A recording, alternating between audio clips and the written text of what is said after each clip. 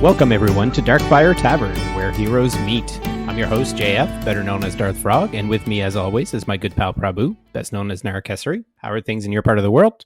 Hey dude, I just got my COVID vaccine, so charging my 5G, downloading the internet, having fun. That's awesome. So today on episode 9, we are going to take a look at team building in general while putting a bigger spotlight on healers. While we hope that newer players are going to be able to take something out of the show, this may end up leaning a little bit more towards the advanced and expert players out there as we talk about heroes, gears, and spells, something that the newer players may not have access to. So we'll get right into it, and I'll pass it over to Prabs to start us off. Cool. So I think one of the biggest issues at Roleplace is how do I build my team? What do I take in? What team do I take in? Because when you look at it, it's like, well, I don't want to waste energy. What do I do, etc. And I think it's finding a team that you're really comfortable with. In order to do that, you need to get to know your heroes and the synergies between them, but also the heroes that you enjoy playing. Right. Because that makes a big difference. You're playing a game for fun, so you should enjoy playing it. So yeah. Yeah, and I didn't mention this, but we're talking about more about the PvE portion of it. So we're going to leave Arena for another time for building this. So as we're looking at campaign levels and waves mostly, and even elemental dungeons, you need to build your team in a certain way that lends itself to some synergies and working together as a team. So we'll try to go through a little bit of the positions of everybody, and of course, the very first one, your most important hero, is usually your tank. Yeah. And I think with the tank, especially in the early levels, you have Raybot as your starter tank and Otto. Raybot's a great starter tank. He doesn't carry so well into the mid to late game. And once you get like, he's an easy swap into using like from there. Otto should probably never be used for PvE as soon as you can get rid of him, get rid of him. Right? I mean, he just doesn't scale well at all in there. When I started, I really liked Raybert. He was one of my favorite heroes. And I think where he falls off is that while his little healing does help early on, those little blips are so much weaker later on as everybody else gets stronger. They just don't do enough, and your healers themselves get stronger, so he's less needed. So I think that's where he falls off. It's not that he's a bad hero, and I've used him in, say, deeper dungeons and whatever, and I found him good, but he does fall off. But what makes Lick great? Like why is that your end game? He has incredible defense and stupidly high amounts of health as well. So his defense from his fourth skill, once you have that fully leveled, increases his defense and protection by 90%, which is a massive amount. He already has a high amount, and you're basically doubling that. His protection lacks. I mean, that seems to lack in most of the tanks, but it's just you couple that defense with the high health, and it allows the healers ample opportunity to get him back to where he should be. So even if you are facing magic heavy enemies, you definitely know that he can take a punch, or he can take a few punches. So yeah. Okay, but that's where I was going to go. Is there another tank that is worthy of taking instead of this guy who seems to be the forefront of everybody wants him so that they can move forward in campaign? If you're facing a lot of magic damage, is there somebody that is good to replace him at that point? So Metis is probably the best tank in the game at the moment, stats wise. But being an epic hero, he's going to be a lot harder to level up. Ram is extremely great as well. He brings CC to his team. He brings Bolt and Revenge as well. His stats are the most balanced out of all the tanks. So But let's stay on Rom here for a second, because not talking about stats, and say he's really good because he is epic as well. But I put him in the same breath as Cruzo. They leave their post, And this is what worries me as well about the new tank that's about to come in. They leave their post at the front of the line. And by doing that, they allow others to come through, like the enemies to come through. So I find that those tanks aren't good when you really want to push a tough enemy because they will just kind of come through your line if your tank leaves. Yeah, so I think that's where spells come in. We'll delve into that a little bit more later on. But having something like the giant golem or the big golem in your hand, if your tank jumps forward a bit, it's key to have something in your hand, basically as an insurance, right? So that if anything happens, you can pop that down and they can work as a taunt so that your tank can get back into position. Is it worthwhile to ever bring a team with two tanks? If you're using like, then no, because basically he only gets the bonus from his fort ability if Right. he is the only tank. Now, if you're using somebody like Safine, Safine's a great tank. She's a common tank from the light element, but she's an event hero. If you can get your hands on her, she's a great tank. She will cast a protect or a bubble on the team if when she's healed 5 times. Which, so if you're pairing her with Raybert, for example, or you're pairing her with Imani, yeah, it works extremely well. Or even Fina because she heals multiple times. So yeah, so there's quite a few synergies. Yeah, but most teams I think you're looking to go with one tank regardless of who it is. And my opinion is go with a tank that stays still. Yeah, especially when you're looking at what the enemies do. You want them to come towards you, and Like has a taunt ability. But aside from that, he has that AoE weakness that he casts around him, and it does a decent amount of damage as well. So there's been quite a few fights where I basically had heal, aid, incinerate, and lightning in my spells and protect, and it's gone on for 10 minutes, and I've managed to kill the last enemy, just rotating those spells on its own, leaving it on auto. It's definitely a key thing. And for those that weren't aware is you can actually put his ability on another hero. That's something Yes. that isn't intuitive because you'll just hit it and he'll throw it on himself, but you can actually give it to somebody else to throw that weakness around to those enemies. Yeah, especially when you have enemies coming in and targeting your back line, right? So it's easy to chuck that onto a healer, onto one of your ranged. It just keeps them alive for that little bit longer, so you have more time to react to the situation. So tanks seem to be very straightforward. Unlock Lick, go with him. Yeah, definitely. So let's move to the next portion, which is we'll leave the healers at the end again, just because we're going to deep dive a little bit more into them. But I think after the healers, after your tank, then your healer, then it's your, of course, your DPS, right? Your damage dealers. Yeah, so with the DPS, I tend to mainly take ranged, simply because I often find that if I have my tank going up in front, and sometimes you have enemies coming from two directions, I could have one of my melee DPS going off in the opposite direction to my tank, which means they get absolutely nuked pretty quickly and I'm down a member of my team. If my tank is up front, I can use giant golem or small golems, my Conid, to bring the enemies closer towards my tank, and he then tanks both streams of enemies. So I think with that, that's why I prefer ranged, simply because they give me more flexibility around what to do. Doing that, are you not removing yourself from so many useful heroes?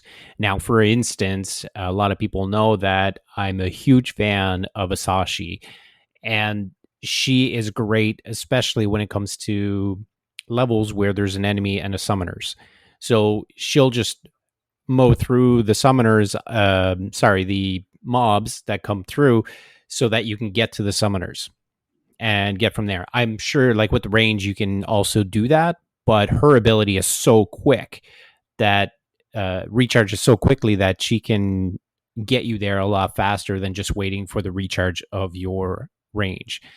Are you not removing, if you're only looking at range, are you not removing like half your damage dealers and their potential? Yeah, that's true. I mean, what I tend to do is that if I do take melee DPS, so you do get Musashi, Core, Bear, Bjor, sometimes I've experimented with him as well, Salva, Elsie, and the like. What I tend to do is that I'll use their ability on an enemy that's behind the tank just before. Also, when it's the last enemy, I'll use their ability on somebody that's behind the tank to push them behind so they don't end up in front of the tank. Because sometimes you end up with them in front of the tank, which leads to that situation where they're being split off or they get targeted first. So I think it's important because you have enough time between the different stages on a level for your ability to charge to at least 50%, 60%. So by using it just at that last second, it gives you that immunity per se of getting split. So, say another hero that I really like is Ming, and she is melee and has a great ability for to reach pretty far. And I want to use her, and I know that she's going to be alongside the tank. I can just give her the gear to withstand what's coming. Like, do you not use gear to compensate for them being on the front line? Sometimes I do. I mean, I'm a big fan of Sigil, of Pain, right? It gives me a lot of CC, but sometimes it can tend to be a crutch because if you're relying on your gear too much in order to manage the situation, and you end up pigeonholing yourself because you cannot always deal with multiple situations, right? So I get what you're saying. Sometimes I will take a melee DPS, but I will ball them a bit tanky, and I think that's where it helps taking a support hero, right? And because the support heroes tend to be mainly melee as well. So that's where I would actually take a support hero. So if I am taking a melee, I would take a support hero as well, simply because I know that they can help me out a lot more there. Okay, so before we go into support, so let's just recap. So tank for you, without knowing the situation that you're going into, Lick is your number one guy. Who's your, say we take two damage dealers because we're going to take one support and one healer. So build your team. What's your two damage dealers? Mala and Jose. Yeah, pretty much 90% of the time I'll be taking those two. Jose deals great single target damage, especially when his ability crits and he kills multiple enemies. It boosts his attack by 15%. So you end up with 45% extra damage on your auto attack. Mala deals massive amounts of damage with her Fire Stream ability, AoE as well. So you know that you can push using her ability. So those are the two that I typically go for. Okay. I think it's fortunate that we higher level because they can compensate for the elemental bonus. But if you lower level, then what do you do? Okay. For me, I would have gone with the same two. However, I will replace Jose with Asashi. Asashi is she's my new favorite. Sorry, Rihanna. Yeah. Sorry, Well, Elsie. you know what? I was actually just thinking about it, and I think this harks back to a couple of episodes ago. One melee damage dealer that I do take, and I've just remembered it now, is Lorenzo. The guy's actually pretty tanky. He has high health, but the jump on his ability deals decent damage to mobs, but he deals great damage to structures. And I think, and because of the range on his ability, it helps out a lot. So I just want to throw that out there. Okay, so let's move to our support. So support is actually quite interesting because there are so many different things. So honestly, support is where I think you when you want one support hero along on your team, what are you facing? Right? Sure, when if you're facing healers that are in the back line and you need to bring them in, you'll bring in Rihanna to bring them close so that you can kill them. If you want extra damage to be dealt, then you bring Dagmir with her leader ability and all that kind of stuff. I mean, as you mentioned, right, Rihanna is probably my favorite support out there. She's amazing. And I didn't use her for a very long time till you pointed her out to me. I always used Liang and a hero. And once I started using Rihanna, she's probably, if I get stuck, she's the first hero I turn to bring into my team. Now, reason why I use a hero a lot was when you have enemies on a platform, Rihanna's only flaw is that she can't pull them off the platform. She could still stun them though, which is really good. Yeah. So a hero has that 7 or 8 second stun, and that works great for me, especially when they're healers. It gives me enough time to stun them and sometimes even kill them because his ability can crit as well. So if I'm taking multiple range, I could use a hero, Adeline, and Mala to target them up, and typically at that point they're dead. Now, Liang is probably one of the key heroes from the supports, simply because of protectability. But the other thing was, and I think it is either yourself or Jen who pointed out to me, was her stats. I used her for a while, but I never really noticed the stats. I mainly used her for the protectability that she has. But she's actually extremely tanky. She very much is. Yeah. So she's really awesome. Another one that I use is Yarden. I was just going to mention just the summoners in general. I know Jargon is the go to, but I've used the other ones too. Yeah, I mean, you do some fun stuff with the summoners, and I know that you use them quite a bit in waves when you're mucking around and trying to see how far you can go with just using the summoners. One thing that took me a little bit of time to get used to, and I didn't realize this till once again you pointed out to me, was that the summons aren't affected by your gear. So the amount of damage that the summons deal aren't affected by gear. So you can actually build them extremely tanky without sacrificing the damage from their summons. And Yagen summons are great for when you have enemies coming in from the side or towards the back line. When you have enemies up in front who are summoning or spawning, then he can summon his ability on them, so that allows you to move more up. And yes, I think What he's really great for that. what I've So what actually the way I've geared my some of my summoners, which includes Bazaar and Arami, is full crit, like with a Razor Guard and Rosettes, and just go full crit just to give them as much damage as I possibly can because they're not very strong. And what they have on gear, like I said, they don't affect the summons. So plant the totem, throw the bug, and they do their thing while they're in the background because they are ranged heroes. So they can sit in the back behind the tank and just try to take out some of the mobs. Yeah, and I guess with Bizarre as well, right? I mean, he's pretty new. He came out a few events ago. And before that, I mean, Yalgan was key, but now his ability taunts, right? So it's great for placing there when you have enemies coming from the side of the back line. Yeah, I mean, he's awesome. What's one of the other, or I mean, you use a few of the other summoners, or not summoners, but support heroes. You know them a lot better than I do. Well, we forgot about Klexander. Oh, yeah. He's a very much loved hero. He actually won the first popularity showdown that we had on our Discord that I put together, and we just kind of like there was voting going through. Anyways, he ended up winning the first one in January. I think I put it in. Anyways, that was an aside. But Alexander has, I think, as a hero himself for what he does, like as a without talking about his ability, he's horrible. He has no power. He doesn't really have that much staying power, but what he brings to the table is just massive, right? And I think mostly used in waves that I see. I don't think I'd bring him on campaigns. What about you? I have used him on campaigns a few times. Sometimes where you just need a little oomph, then I brought him in. So yeah. Okay. So again, I think overall support, there's so many different roles. And that's one that's you have to know what you're facing and what you're going to need.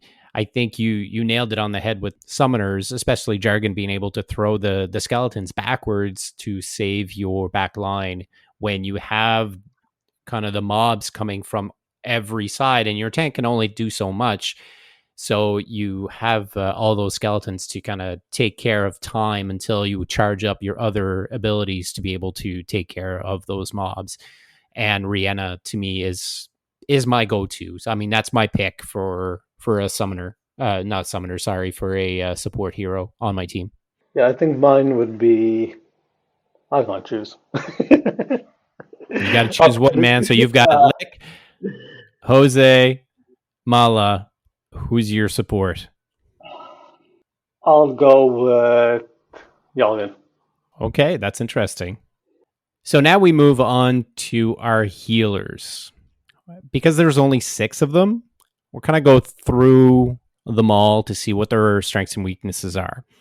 Maybe we'll go one at a time. Did you want to Yep. take your favorite? Oh, which one's your favorite? Oh, dude, God is me. All of Ina. Um, you know what? While I think about that, I'm gonna go for Imani. You're going to take Imani? I'll take Imani first, since All it's right. water elemental dungeon in there. So Imani is actually a decent healer when geared with crit gear. He gets quite a few heals off. His heals are still kind of weak. He doesn't have the buffs that the other healers have, but his AoE heal is pretty nice. When paired with AoE damage or when you're using a tank like Safine, it works really well.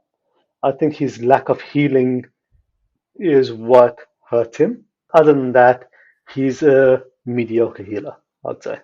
You know what? I When I first started playing, there was a guy on my clan at the time who loved Imani and thought he was the best healer in the game. And I think that stems from the way his heal works is much like Raybert's heals work. They're excellent at the start and then they just kind of taper off. So if you're a newer player, don't invest in Imani, even though you think he might be great. Eventually, he kind of dies off by the wayside. One of my favorite healers is Manuel. And while he's not a good healer per se, he brings more to the table. There's a few little things that I really like about him, and that's his ping heal. So he throws a little bit of heal if there's somebody who is hurting. One of the things that that does is it triggers to you that it's actually there is someone that is under 100% health, which I've used to good success in levels to know that I need to heal this person or that I'm at 100 or whatever. And his full heal, being able to heal everybody at once, is actually really good. And if he's further away, he heals everybody and then heals himself for healing everybody. So he's a decent healer, but I find he's more when you take him on campaign and stuff like that is the secondary healer because he has the best damage for a healer. And that is kind of like where he shines. So if you're in a campaign that you don't need too much healing because your tank kind of takes all the brunt of it, as long as you have the right spells to keep him along, he can help you kind of get through that level faster. Yeah, no, that's true. I mean, he does do some decent damage as well. So, yeah, you and Jen used him a ton. I didn't for a very long time. So, yeah, I think, yeah, my go-to healers were Owl initially, and I Okay, so still talk think, about all. okay, yeah. So all, I mean, hmm, is she my favorite healer? Or is it Fina? Talk about Oof. all. She's your first love. Okay, so yeah, she's amazing. So her leader skill brings a ton to the party, right? It boosts your health, boosts your protection, but from a healing perspective, the AI on a heal is perfect, right? It'll always target the lowest person besides herself. It's only when everybody else is at 100%, then she will heal herself. If somebody's at 99% and she's on 1%, she'll heal the other person. So that's the one drawback with the AI. But in terms of targeting, it's so much easier than any of the other healers out there. Now, her last skill, which is what makes her really great. So her initial heal is nice. She has one of the fastest heals in the game in terms of time wise. It's like around 10 or 11 seconds.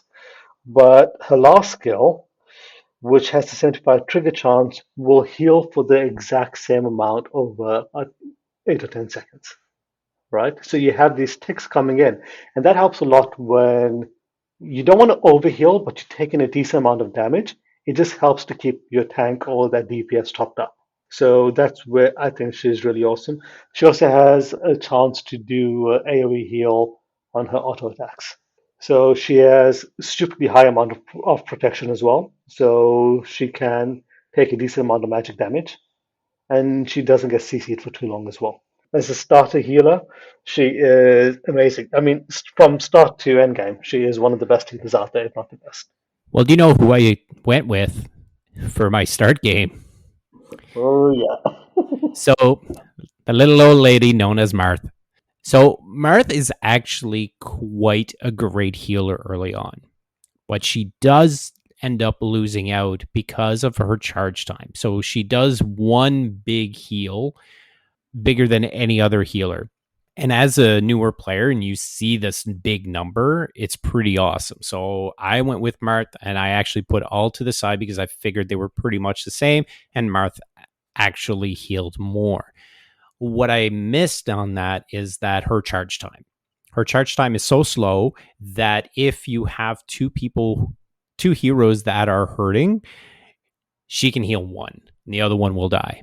There will be no time to recharge up. And you have way too much overheal with Marth. She's great, and when you need that one spot, she does give a little bit of extra health to everybody else too. Whenever every once in a while she'll heal everybody, great. But it's just not enough. She should be left by the wayside. She's just not a good healer. Now I'll go over to the next one. Our newest healer, Vani. No, you got to take your other girl. Okay, I'll take Fina. I was gonna leave Fina for you. Okay, so Fina, what made me swap from Al to Fina was we had a lot more enemies doing AoE damage. And I felt In that, waves, right? It was yeah, in waves waves. really that got you. Yeah. And yeah, we had those archers coming in, or those guys throwing the boulders or poison, etc. And Al just wasn't able to keep up with the healing. I mean, she can heal every 10 seconds, but and the AoE heal is every second or third attack, but it just wasn't enough. Now, Fina has a great AoE heal. It works best when heroes are static because otherwise she'll just end up missing most of her heal anyway on the people that she's supposed to be healing. But what also makes her shine is her last ability. That boosts her healing by 60%. So, from a heal per second point of view, she heals the most from all of the heroes out there. But what also makes her extremely interesting is her second ability, Second Wind. So, whenever she drops below 30% health, she will dash back and she will cast a free heal. Now, this is awesome because when you're in campaign and you have somebody targeting your back line and your healer's gone, it's pretty much almost a loss there. Right. But because of that ability, she heals herself back up to full almost, if not always, but she also heals up the team if they in the line of a heal. So it works extremely well, especially when you're taking that AoE damage. So and she can do that 3 times, which is a massive amount. There's no cooldown on it as well either. So if you're taking that damage and it's consistent in there, you know she'll be able to get two of those heals off straight away, and it gives you enough time to get back, and your tank will be able to come back after the enemies in front have been killed or whatever else. So it gives you that time there, and I think that's what makes her shine. She also has some decent slots, gear slots. She has one attack, one defense, and 3 magic slots. So typically, I'd gear her up for crit. I'd put Essence of the Night, Sigil of Pain. I'll stick her with crit and I'll give her an amulet. Right. So it's an extra hero placing that vulnerability, which increases my DPS. So that's what I would actually build up. I mean, it's amazing. So, Are you done? yeah. So We know now who he truly loves. The love is for Fina and not all. I'm sorry. Okay, I'm going to take the last one. I'll make this really quick. First of all, Vani is not Black's healer. Not yet. We haven't had him long enough, and we talked about him not that long ago. Dark's true healer and longtime healer is Katarine. Katarine is an awesome healer. With the she needs to have her skills 1 and 2 topped up to be really effective. Where she will just fear, gain health for everybody. It's great. But where she really shines is on your damage dealers when you cast vampirism, and they just need one or two shots, an alt, whatever they go. I think my favorite one was on Otto to do it on him, using him during levels. And you have vampirism on Otto, and he's almost dead. And then you jump in this big pile of skeletons, and then all of a sudden you just see all these green numbers come up as he's healing from the vampirism, and he's almost back up to full health. So she's really cool. She's kind of weird to really use properly, but she's a really good hero to level up and use during campaign, during levels. Probably would not use her in waves or boss. Otherwise, she's pretty good. Yeah, she is. She is. She's classified as a support hero, but she's probably one of the best healers out there. Yeah. Okay, so that's pretty much it. Other than deciding, we know Prabs has Fina as his healer. So his team is Lick, Mala, Jose, Jargon, and Fina. Mine will be Lick, Mala, Asashi, Rihanna, and Manuel. I think that's pretty good. Not really, because Manuel's not that great of a single healer, but I'll take him anyway.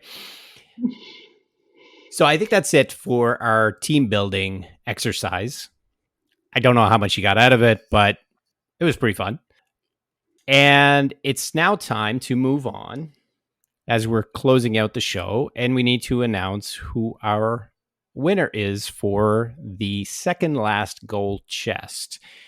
For those who haven't entered, you can go into our Discord and go into our giveaway channel and click on the gold button to get entered for the last one. And this week's winner is Opal Scion. Congratulations, Opal Scion. You can reach out to me with your player ID, and I will get you that gold chest sent to you. Oh, congrats, Opal. Another nice one. I think from Lego, right? I think so. Yeah, that's Lego. And that puts us to our last call. Take it away, my friend. Yeah, so not always whinging at me about my love for dad jokes. I think I drive him and almost everybody else in the clan mad with them. So I think it's just the love of the eye roll. For those who know it, you'll know it. And so I'll end up in this. Are you winning? Are you winning, son? I'll leave it to you, dog. So on behalf of myself and Prabhu, have fun storming the castle.